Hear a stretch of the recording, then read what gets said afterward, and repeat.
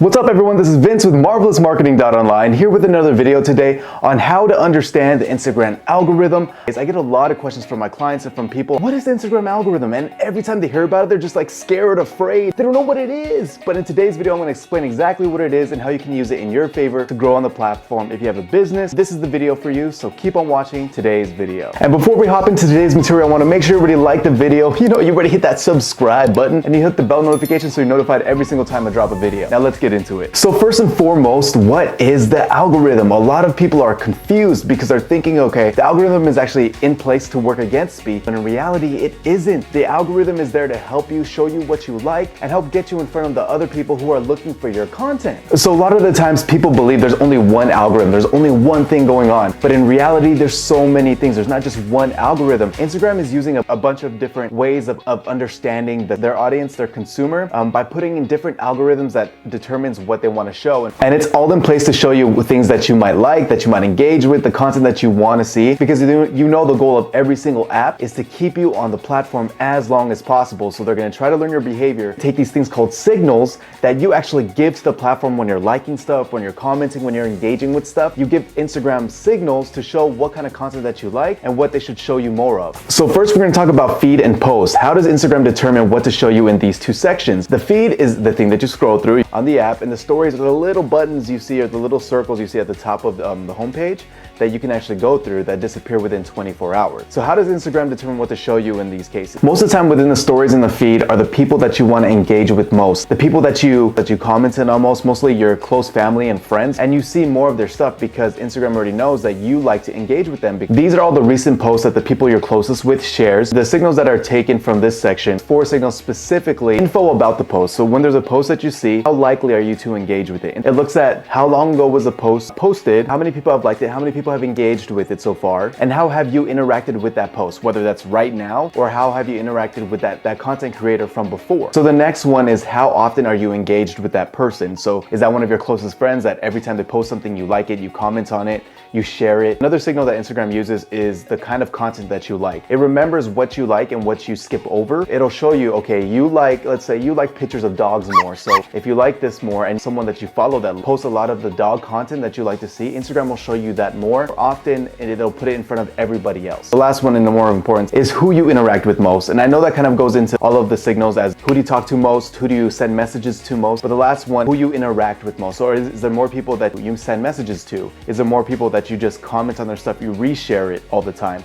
Instagram will show you these people first and foremost, and then from that and take it like educated guesses on what you like and what'll keep you on the platform longer. Also for the feed, what the other signals that go into it is how long do you stay on a post? So is there someone's content that you actually read, like you read the entire caption, or you're always commenting on their stuff, or you're always trying to say something? Actually determines how long you're spending on each person's piece of content. Are you likely to comment on it? Are you likely to save it? Are you likely to tap on the profile photo once you see that person's stuff? That's kind of how it determines what to show you in the feed and the stories. Okay, now let's get into the explore page because I know a lot of people don't know about that either, because we click on the magnifying glass at the very bottom and we're shown the explore page and we're like, why are we getting shown these people? Like, who are these people? So what happens here is that these are all people that most of the time you don't follow. You might get one or two that are there that you do follow, but for the most part, it's brand new people that you don't know who they are, but you might have engaged with in the past. You might have seen one of their posts and you liked it. And so what Instagram will do is it'll remember that behavior. It'll remember that signal. For example, let's say you like ice cream and you're on the explore page, you click on an ice cream photo. Let's say it's Salt and Straw, because that's one of my favorite places.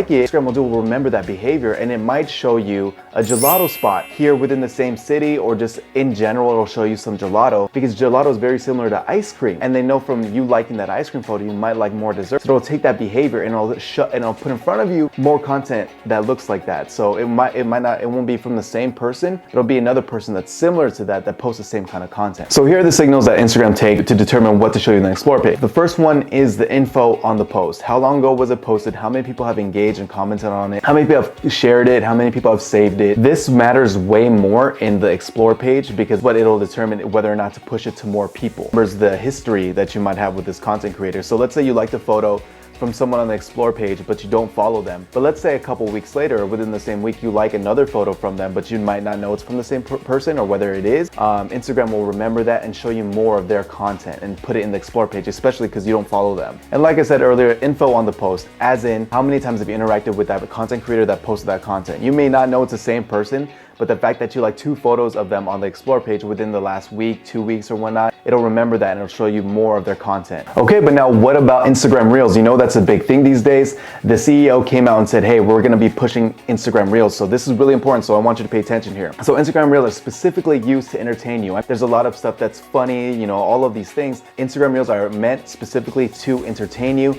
And so you keep scrolling through it because you know they're trying to be a contender of TikTok here. For the most part, you know that Instagram Reels are from people that you don't follow all the time. Click on the Reels section, you don't follow any of those people because the goal here is to show you content that you like from random people, from different content creators. A lot of the things that are shown to you are determined by the following. Did you watch it all the way through? Did you like this type of Reels? Did you comment on it? Did you engage with it? Another important factor that Instagram takes audio. Did you choose to save that audio? Because that shows that you want to use that audio to create your form of content. So, because if you're likely to click on the audio and save it, they want you to just like, oh, you know, you're gonna save this kind of audio. So there's a reason behind it. So we're gonna show you more of this stuff. So potentially you'll make more content based on this and stay on the platform longer. Here are some of the signals that Instagram actually uses to rank the Reels and determine what's shown to you. The first one, like I said earlier, is how did you interact with that Reel? Did you comment? Did you like it? Did you share it? History of interacting with that Reel or with that person who posted that Reel. Reels that you liked from that person. If that's the case, Instagram will show you more of their Reels. Did you save the audio? Did you watch it all the way through? The last one is the info about the person, the content creator who posted that Reels. What's cool about Instagram Reels is that it'll take content that you post or someone else posts and it'll push it to a bunch of people as long as it gets the engagement. Post an Instagram Reel that's getting a lot of likes, a lot of comments from different people. Instagram will bring it to different levels. If you pass a certain amount of likes and comments, it'll send it to the next level. And then if you do that again, it'll send it to the next level. So your chances of going viral are really possible. Just a little bonus tip, you know that the CEO said that they're gonna be pushing it. So create more Instagram Reels. I have different videos on that. One of my previous videos is all about Instagram Reels. So check that out so you can actually learn and make different content on Instagram Reels. But also with Instagram Reels, you have to be aware of certain things you don't wanna do. You're doing, it's not gonna get shown to a lot of people. You're not gonna go viral. So keep these into consideration. One of the first things is watermarked, because you know Instagram does not like watermarked videos from TikTok or from any other platform. Different things you can go will be like how to remove the watermark from other platforms. I'm sure you can find it, you can figure it out. Low resolution, so make sure that you're always, it doesn't have to be even the craziest resolution, like your phone is great for it. Just make sure that you're in a well-lit situation so it's not hard to see what you're doing and what's going on, because if that's the case, people aren't gonna engage with it. If something just gets in the way just a little bit, people aren't gonna watch the whole thing. So you wanna make sure you give yourself the best chance by getting a well-lit. For me, I'm right in front of my window, so I'm getting a lot of natural lighting coming in. So you wanna make sure you create these things, raise your chances of getting shown to more people. Political issues from political figures, that stuff doesn't get shown a lot on Reels. Instagram will actually shut those things down. Try to stray away from that. This actually leads us into the next section, was shadow banning, and shadow banning is what I put in quotations because CEO and a lot of people from Instagram say they actually don't shadow ban. But what happens is if you post something that goes against community guidelines, whether it's like violence, someone being naked, Instagram will remove that content. It'll take it down. And I think a lot of people think that as, oh wow, Instagram is shadow banning me. They're not showing my stuff to more people. They're trying to keep everybody safe on the platform. They're trying to keep people on the platform. They don't want people to see things that might turn them away from exiting the platform, from getting off of it. So if it goes against community guidelines, they're gonna take it down. They specifically said is if you keep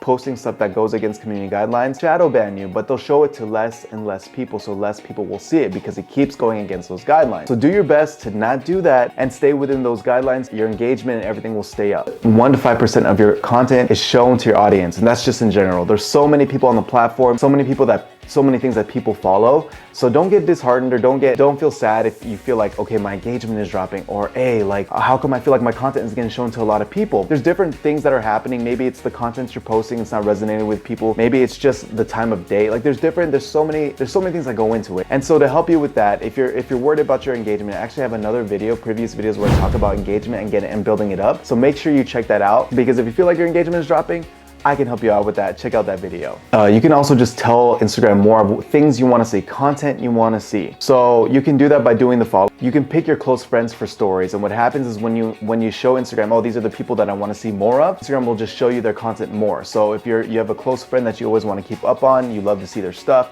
or some other content creators that you feel like you want to see more of their things, make them one of your closest friends so you always get shown that material, and Instagram will constantly show it to you like, oh, they posted something, check it out. Oh, they posted something else, check it out. So you can also mute people or unfollow them. I know unfollowing is a little bit sketchy because some people get upset, they get mad at you, but what you actually can do is mute certain people.